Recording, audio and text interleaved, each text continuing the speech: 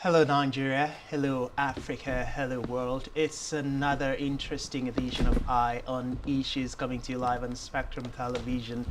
And of course, Spectrum is beeping live from Uyo, the very beautiful capital city of Akwa Ibom State, where the land is peaceful and is flowing with milk and honey.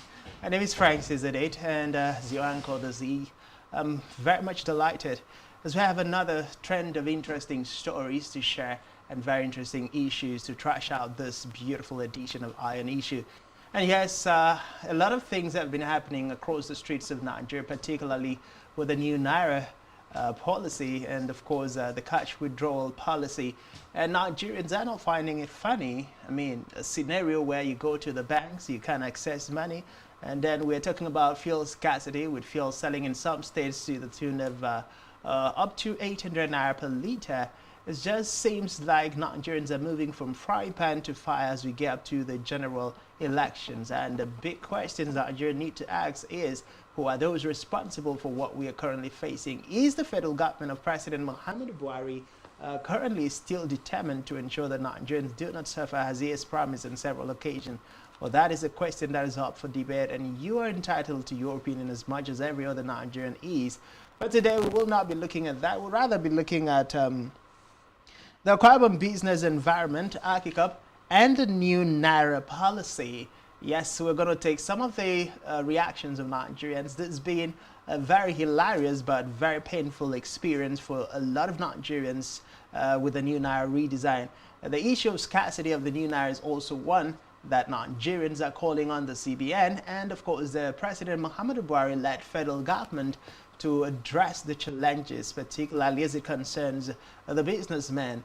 Now, it is very also important to note that men are losing their wives and wives are losing their husbands, and mature men are becoming insane figures in the banking halls just in an attempt to prove a point, in an attempt to express how biting this particular scenario is. Join me on this beautiful edition of Eyes on Issues as we welcome to the microphone to join us and help us understand the topic at stake, the director, Akwa Ibom Investment Corporation Business Unit, talking about Pastor Imobasi Jacob. A lot of people know him as a pastor. I know him as Mr. Imobasi Jacob, the business guru. Hello and welcome to Iron Issue. Thank you, Francis. My pleasure to be here with you. All right, good to have you. So let me start with what I'll call a teaser. Generally, as a Nigerian, how are you feeling about the current crisis with the new Naira redesign and the entirety of the drama unfolding as a result of that? Mixed feelings. It's not the best of times to be a Nigerian. Mixed feeling in the sense that a good policy, what very poor implementation has meant that people have had to suffer and go through needless pains to just have a currency change. This is not rocket science, So I mean, I sympathize with lots of folks there lining up behind the ATM, trying to get money, and they can't get as much as they want, and some at the end of the day gets nothing. You enter the banking hall, there is anarchy, there is chaos and all that. And like I said, this is not the best time to be called a Nigerian. Don't forget that people are watching us from all over the world. And I wonder what is in their mind, on top of what they already have known. As we speak, we don't know what tomorrow holds. We don't know what next week, leading to the end of the currency withdrawal, holds. A lot of uncertainty. I meet folks in the office who are, not sure that they will have a weekend because there's no money in their pocket. You can't buy basic things. Most painfully, you can't even pay for a taxi. So how do you get home? How do you move from point A to B? So really and truly, this is not the best of times to be called a Nigerian. Well, indeed, it's not the best of time to be called Nigerians, but I'd like to hear your comment. I'd like to know how this is sitting with you as a Nigerian. What is the scenario like? What is the situation playing out in your locality? Are you getting access to the new Naira? Let us know with the phone numbers running on the screen, and we'll be delighted to take your calls, and particularly want to know what the banking industry is doing in your locality. We know there have been some arrests, and the CBN have said they have released a committee and a joint task force to ensure that bank managers who allegedly are the ones doing business transactions with this new Naira that has been released by CBN to the detriment of the Nigerian society are, well prosecuted. But will we see that implementation? Because we're still seeing even bandits brandishing the new Naira when Nigerians who are hardworking, law-abiding citizens are fighting in the banking hall without having access to it. We'll take a pause here and get to bring you some of the reactions of Nigerians in the banking hall who have had some kind of a funny, crazy day just trying to get money to get by on a daily. As we come back from that video, we will be continuing with our conversations. Please stay.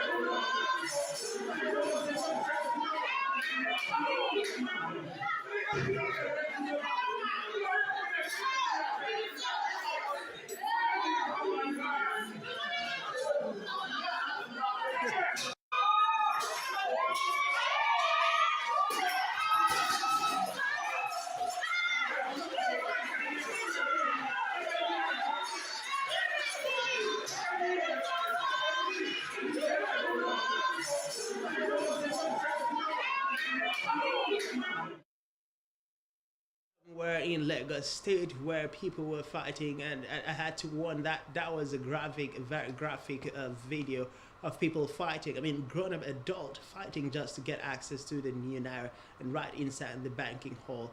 I saw another video of a man, who had to naked himself to also drive on the point. And over the course of the week, we've had civil society organization protesting in front of the headquarters of commercial banks in Lagos, just so the bank know how biting this is on the Nigerian people. Also, would like to take you through a short report of Akwa Ibom people also reacting to the situation of exactly how they feel about the biting scarcity of the new Naira note. Take it away, guys.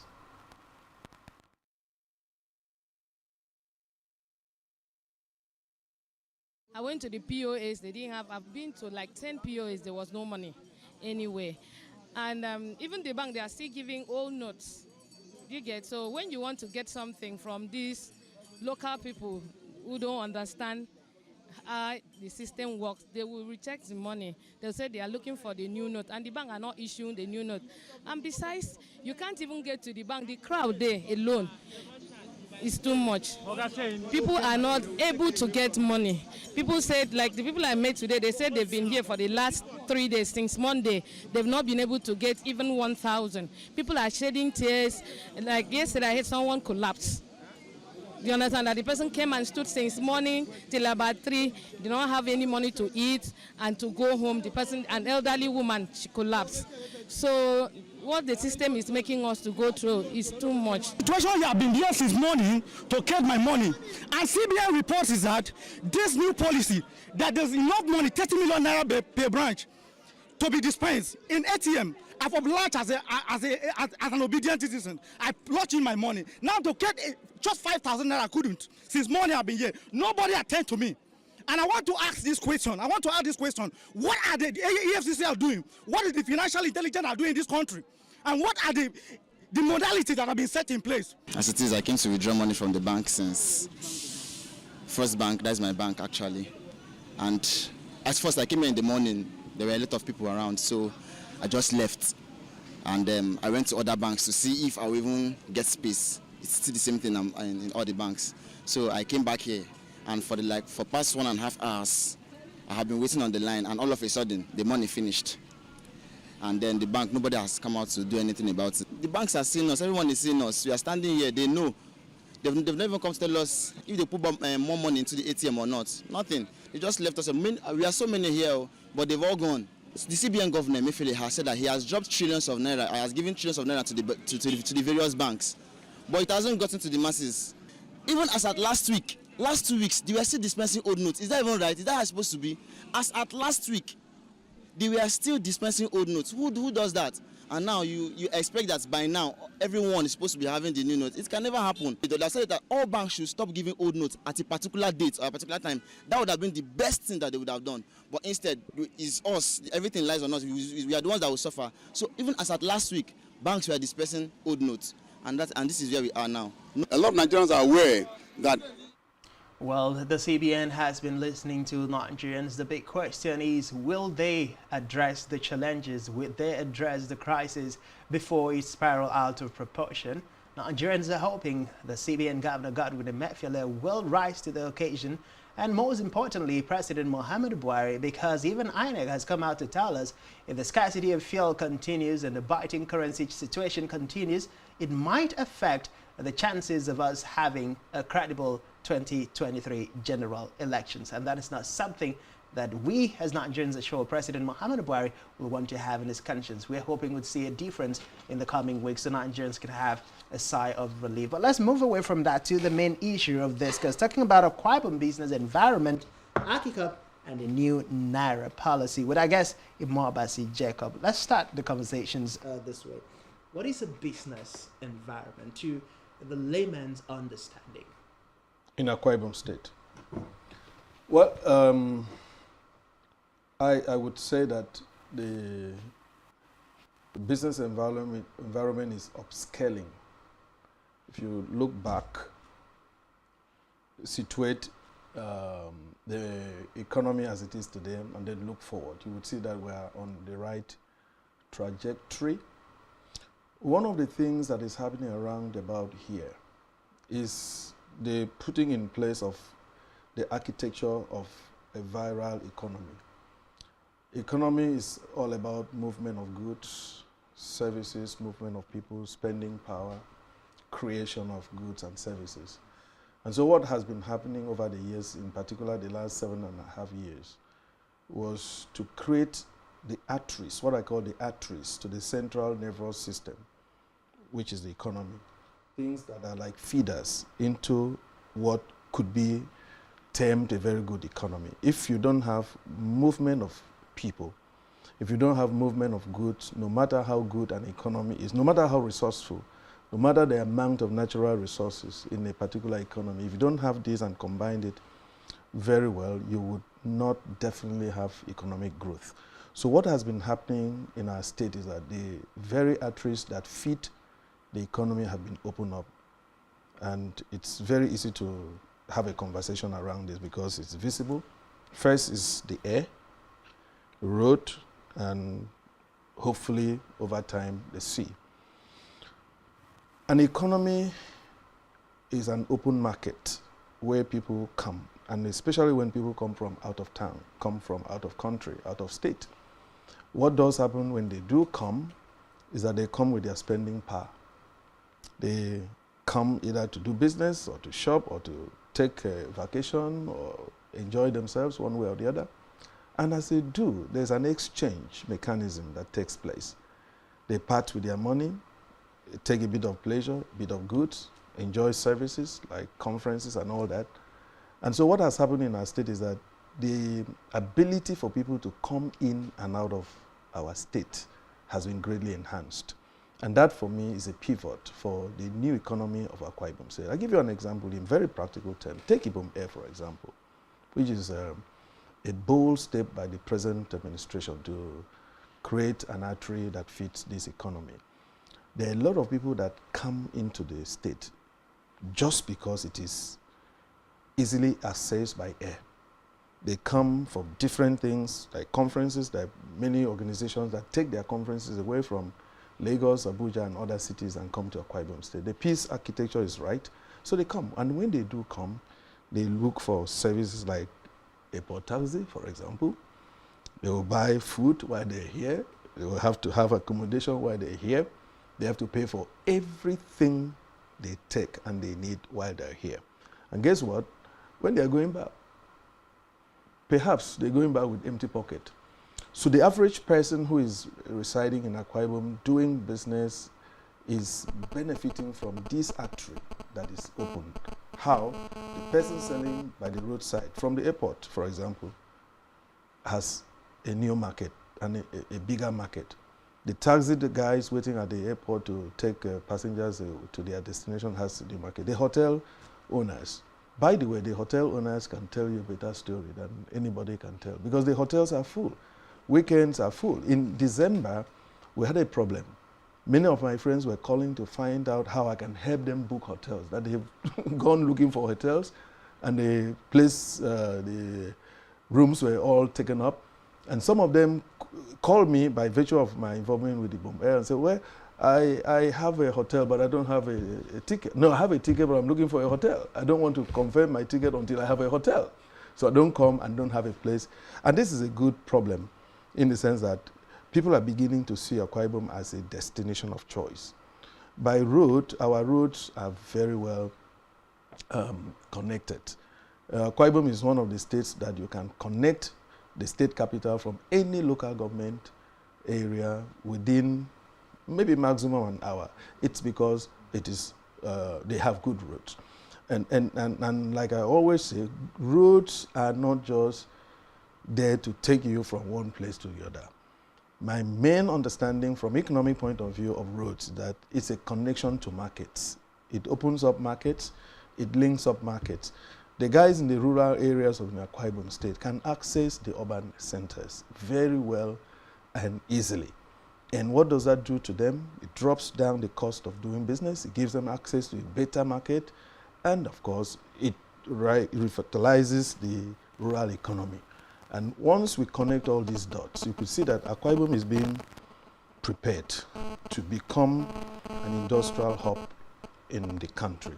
And it is because the government has created these arteries that bring people.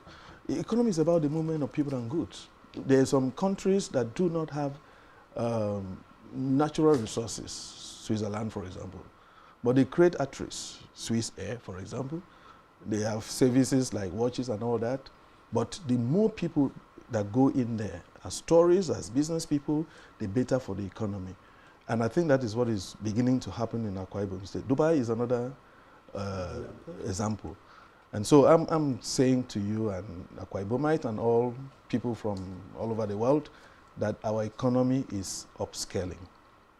Okay, so we know that the economy is upscaling, and you've mentioned something that just struck a chord, and let's talk about hotel booking, for instance. Is that a business opportunity that an aspiring entrepreneur can venture into, helping people who are coming into Akwa Ibom, for instance, pre-book their hotels before they even get to arrive here? Is that a business opportunity? It's a very big business because the new economy of Akwa Ibom State is not oil, it's tourism.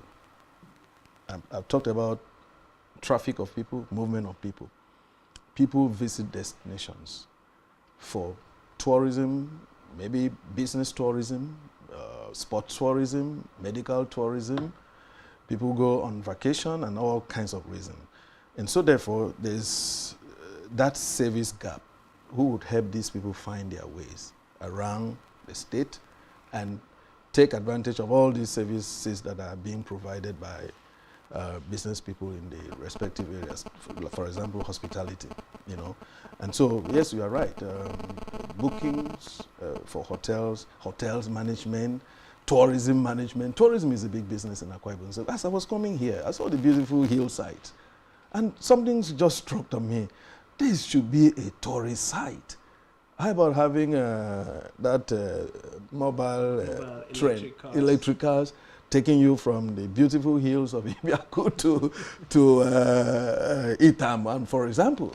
I mean, the hillsides, you know, these are businesses beckoning to be started because the new economy of Akwa Ibom State is tourism, all kinds of tourism. We have medical tourism. We have the best facility, one of the best facility, medical facility in our country. People that need that medical service can easily come here, and they come with their pocket. We have sport tourism. We have an Olympic-sized stadium, you know, and of course, we're beginning to build malls where people can display their goods. Goods that are not even produced here, like you have in Dubai. People bring their goods from all over the world just because a market exchange has been established. And once that is done, as we continue to manage the traffic in and out of Uyo, you support an economy that is not resource-based, but based on services and knowledge. Definitely. Well, if you just joined us, this is Eye on Issue coming to you live on Spectrum Television. And of course, we are coming to you from the very beautiful city of Uyo, the Akwa Ibom state capital. I have with me on set Mr. Imobasi Jacob, who is the director, the business unit, Akika, that's Akwa Ibom Investment Corporation. And we're talking about Akwa Ibom business environment, Akika, and the new Naira policy. And so far, we've been doing justice to all of that. And before we got to this point, I did make it clear that you can join the conversation on the 4 lines on your screen and tell us what you feel about the new Naira policy. And of course, if you're in Akwa Ibom or you're in Akwa Ibom right outside the shores of Nigeria and within the shores of Nigeria in a coverage area, you can also reach us and tell us how you feel about the things that is happening in Nigeria. But let's go to talk about the entrepreneurs, because when we're talking about the economy, it comes down to the number of entrepreneurs that we have in the particular society. We've talked about hotel booking, for instance, as a very big business opportunity. Now, one of the biggest questions entrepreneurs or aspiring entrepreneurs would oftentimes ask is, I have a business idea, but I do not have the funds. Now, 2 questions I'm going to ask, but I ask them individually. First, do we really need money first to start a business? This is my perspective, and I'm very, very convinced that it is correct. Money follows after idea, not the other way around. So the first thing you need is to have a business idea whose time has come. That idea would translate into a product or a service. The challenge a lot of people have is to expect that when they have money, they will have every other thing. Indeed, the reason you don't have money is because you don't have ideas. You know, the global capital is a flow. It moves from one part of the globe to the other in search of ideas so that it can be multiplied.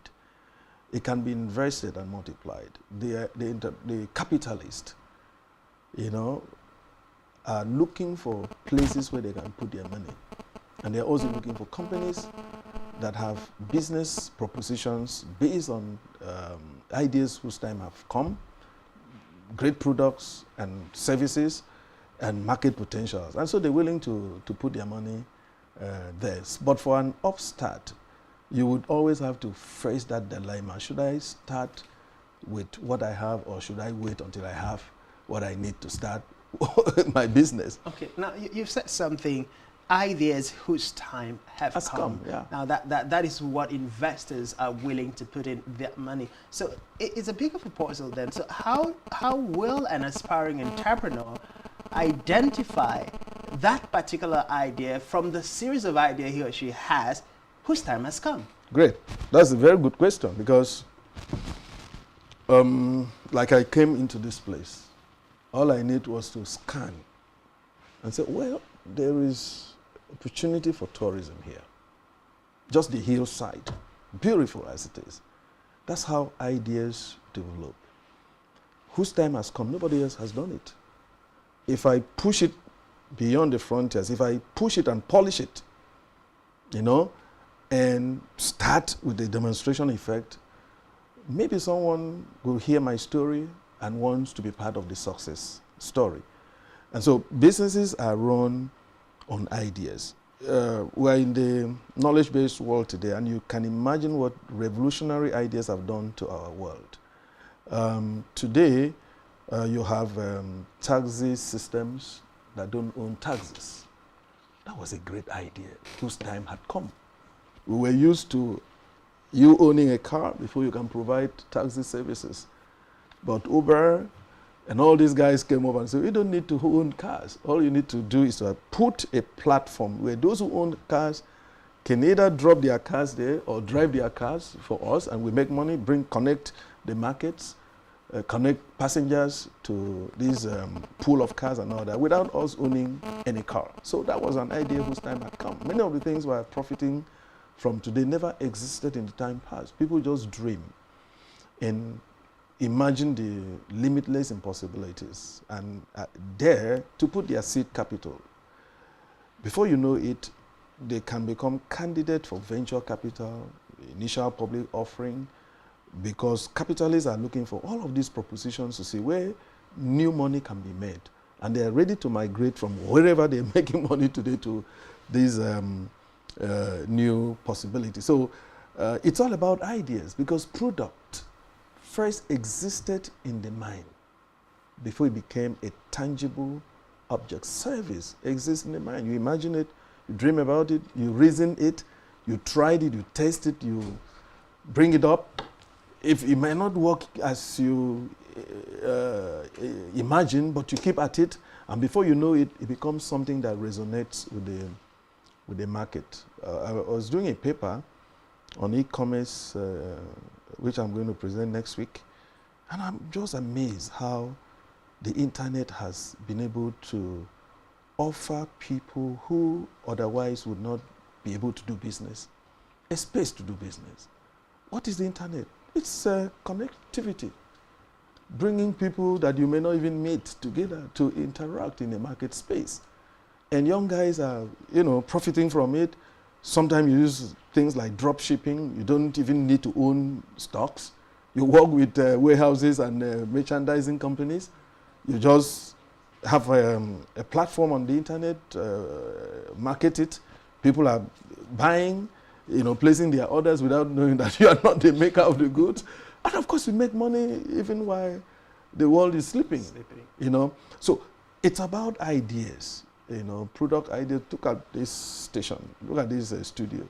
Everything we have here once existed as an idea and never existed in a tangible form until somebody dared to imagine and then to move forward and make a product proposition or a service proposition.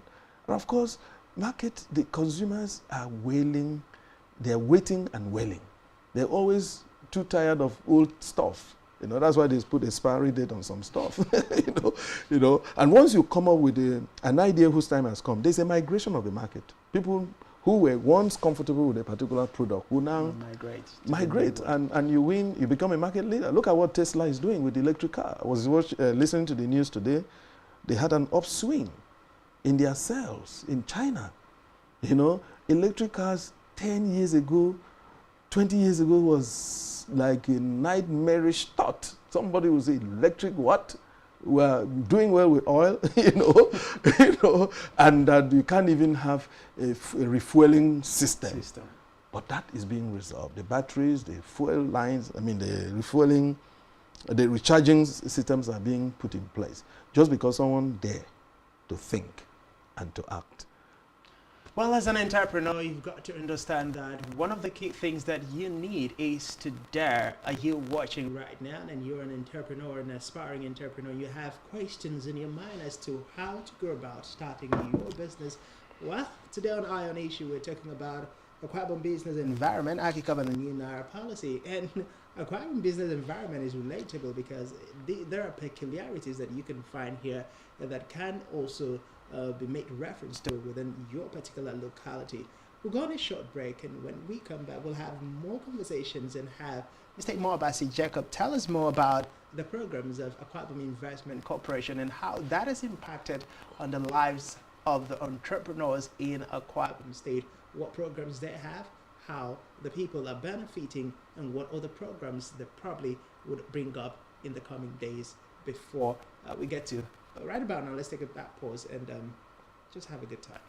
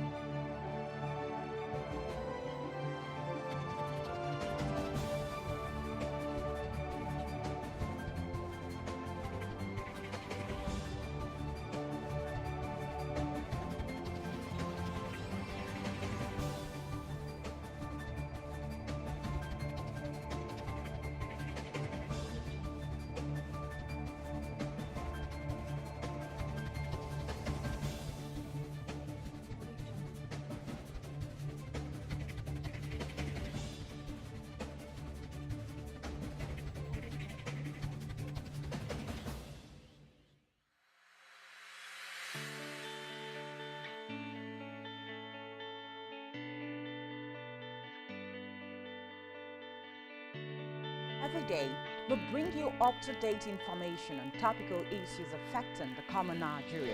From issues on politics, Hello, Nigeria. I remain committed. security,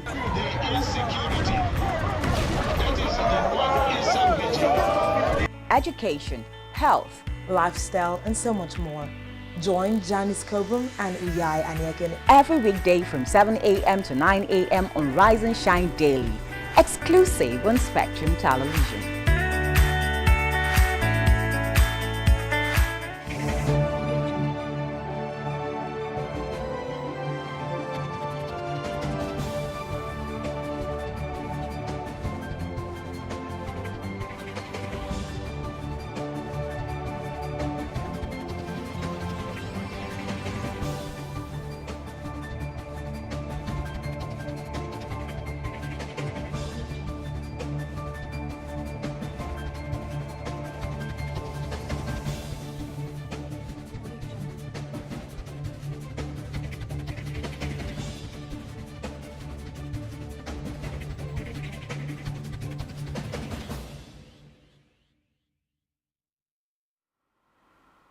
Glad to have you back. If you just joined us, this is Eye on Issues coming to you live on Spectrum Television, and we're beaming live from the very beautiful city of Uyo, the Akwa Ibom State capital.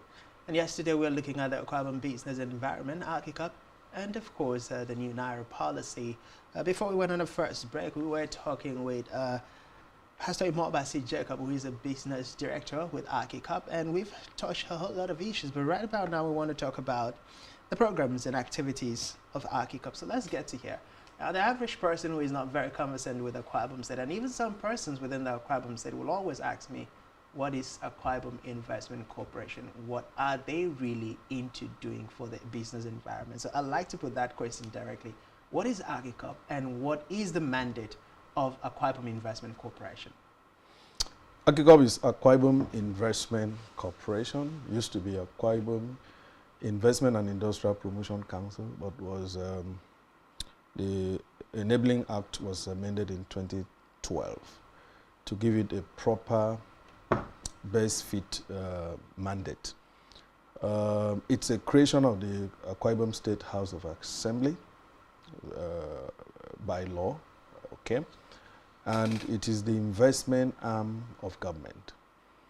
We always know that government has no business in business. Doing business. Yes, but it is also permissible for government to do some strategic intervention in the private business arena. And so you need an agency that is fit for purpose, away from the architecture of the public service, and to handle the business side of government. And that is how AkiCup came into being in 1999. The AkiPOC came into being in 1999, and the law being amended in 2012, it became Akwa Ibom Investment Corporation. We're not alone in this. If you look around the world, there are models like this. In Korea, South Korea, they have what they call Korean Investment Corporation, which does all the major investment decisions of the state. I hope you know Daewoo and major industrial outfits there started by government were managed by entities like this. In the United States, you have what they call Small Business Administration, which is which exists to harness the entrepreneurial drive and make sure that government policies meet business people and they take advantage of it and prosper the economy. And so it was a very good thing to have in Akwa Ibom, and still is, that moving away, trying to move the state away from a public service tack. You know, you need an intervention agency that would relate with government on the one hand and the private sector on the other hand, with a view to gradually transforming the economy into a private sector-led economy.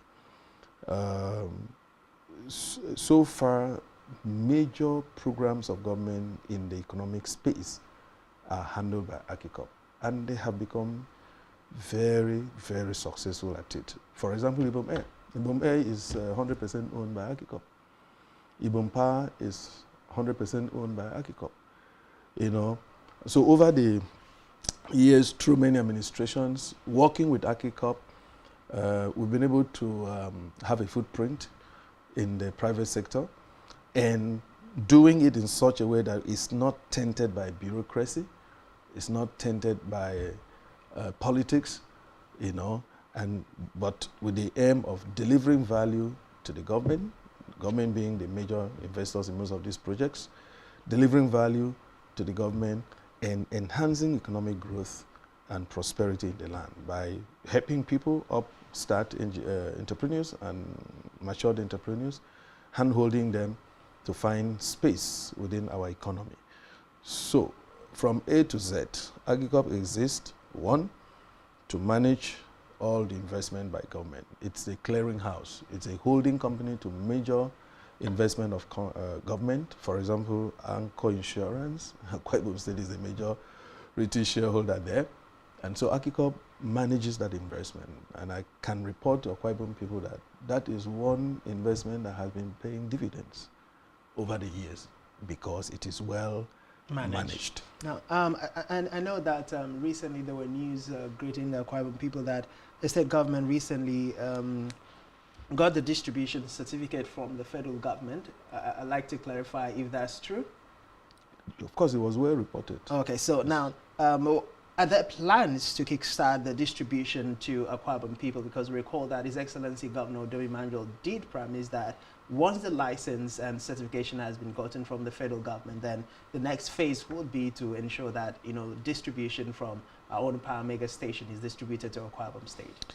First, to congratulate His Excellency Governor Dome Emmanuel for the foresight. I think we're the first state to enter that monopolistic market.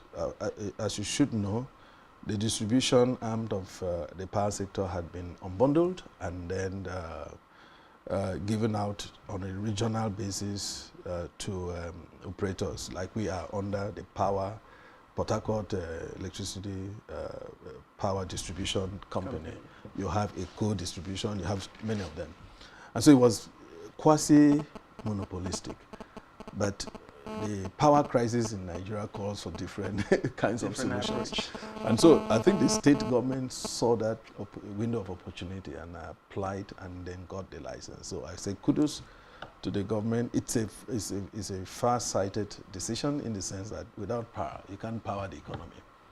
And here we are on the generation side, we have Ibom Power, which is generating more than we can distribute.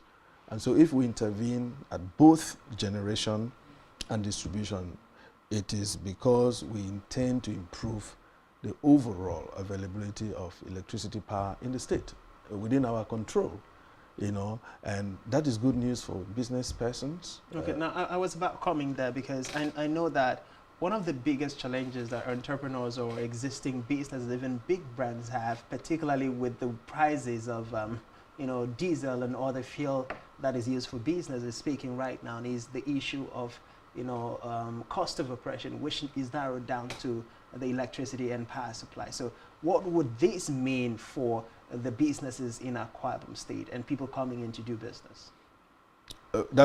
Well, I was about saying that this is good news for the business persons in many respects. One, you have availability of power. The situation we have today is that we generate, but we cannot distribute.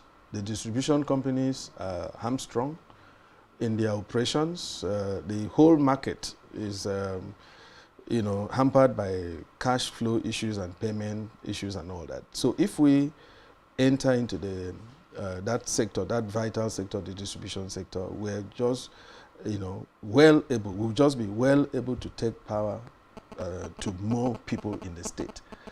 Don't forget that the state government before now had invested in the building of substations, and this has led to great improvement in power supply in places like Songwamai with housing. The building substations even up to Itimekbo, there's a new substation that's being built there, and that has helped, you know, has helped to provide more electricity power in the state. Now with the agency, with the company, a distribution company situated in Akwa Ibom State, we would harness all the investment in the power sector. Don't forget that under the old arrangement, though Port Harcourt distribution company has the franchise for this region, they use your own assets, like your transformers. State government before now, through rural electrification and all kinds of schemes in this sector before it was privatized, had invested, heavily in the power distribution assets, but managed by a businessman who is not responsible to you. So what this would do would be that we would harness our investment in the power sector, particularly the generation and the distribution sector, and ensure that power is available in Akwa Ibom State. And that's really good news. And I think we would distinguish ourselves from other states. Exactly. That's the story that Akwa Ibomites would want to hear, and that's a big business story that every resident of Akwa Ibom who is business savvy would want to hear at this point in time. But let's talk about another critical issue that affects our entrepreneur. Yes, we've talked about AGICOP being the linking bridge between the entrepreneurs and investors. But let's look at the reality on ground in terms of government policies. How has AGICOP been able to interface with the entrepreneurs and then further push the challenges faced by these entrepreneurs to bring about good business policies for the people? This is how we handle that mandate. We've created a department for entrepreneurship. We call it Business Development and Entrepreneurship Department. And the mandate of this department is to nurture entrepreneurs in Akwa Ibom State. And how do we go about it? We have what we call business clinic, which exists to provide support, business advisory support, provide knowledge sharing with entrepreneurs. On a monthly basis, we hold the clinic. We invite people from the organized private sector, from people on our database. They come. We sit in a classroom setting. We share knowledge. We share models. We share information that is at our disposal. And more than that, we handhold these entrepreneurs and find opportunities that are available, particularly in the financing aspect of business. Many of them may not be aware of programs, either at the federal government level or multilateral agencies and global sources of empowerment. We expose this to them and help them to find their way, and take advantage of these things. We're almost running out of time, so let's hurry this up. Let's talk about the Naira policy that is currently generating a lot of crisis. I had conversations with people across the streets, and the big question is, or the big situation is that this new Naira policy is going to affect, or is affecting most the people who are involved in one business or the other. Do you share these thoughts? And if yes, what would you propose to be done to remedy the situation? Well, it's affecting people. Is it positive or negative? This is how I look at it. It's a good policy, but badly implemented. The intention of the CBN, as I understand, is to make sure that we run a cashless economy as much as it is possible. There has been a gradual, long-term approach to this. ATMs, online banking, and all that. For a discerning businessman, you should know what is to come and begin to migrate your operations gradually before you get caught up by a policy implementation such as the new Naira redesign and withdrawal limit and stuff like that. It's a good policy by the central bank's laws. The central bank is empowered to change currencies, I think every 5 years or 10 years. But this one had been in existence, I think, since 1984, some time back. And Nigeria is one of the countries that still handle cash in the quantum that we have in the country today. And that is not good enough. it makes the job of CBN's ability to manage currency flow or circulation difficult, because the bulk of the currency is outside the banking system. People have they build bunkers for money. And so you cannot control, you can't regulate inflation. All your policies are not going to be harnessed because you don't have control over, So if this is meant to give CBN greater control, make sure that we don't have uncontrollable circulation of currency in the country, and that people can then use online platforms to transact their businesses. Of course, it will be able to check corruption. Even kidnapping will not be a viral business.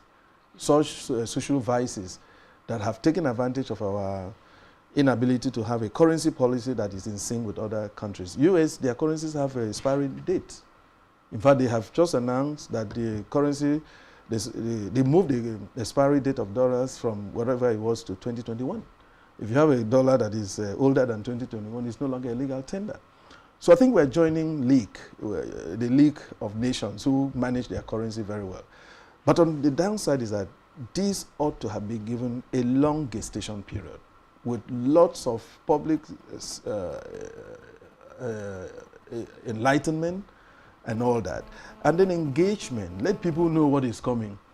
This is the kind of policy that can take a year, especially with the backlog, since 1984 or thereabout. People are not used to new currency.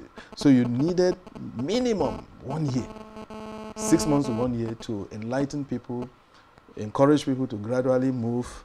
You can move the goalposts every quarter until we all are harnessed into where we ought to be, which is cashless economy. What can they do? I believe the CBN has responded. Whether that is going to be enough by extending the date for the swap of the old currency with the new one.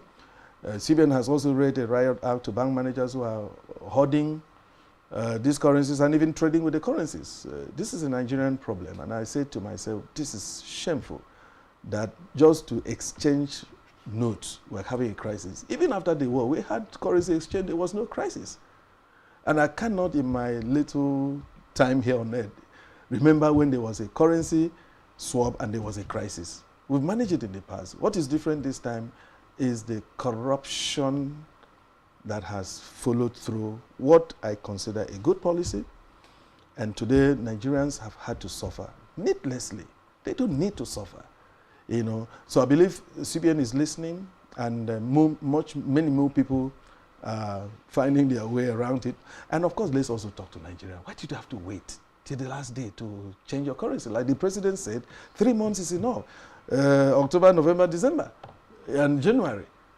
For me as a person, I started managing my access to the old note.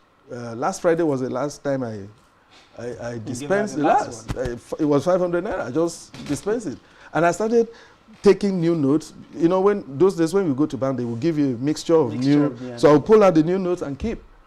Today, I can't have the problem that most people are having because I manage the transition from the old to the new. All right, thank you very much, Imobasi Jacob, the Director of Business Unit, Akwa Ibom Investment Corporation, for coming on Eye on Issue. We really appreciate you taking out the time. Thank you for having me. And yes, it's been a wonderful time being with you here. And we hope that CBN has been listening to the cries from Nigerians.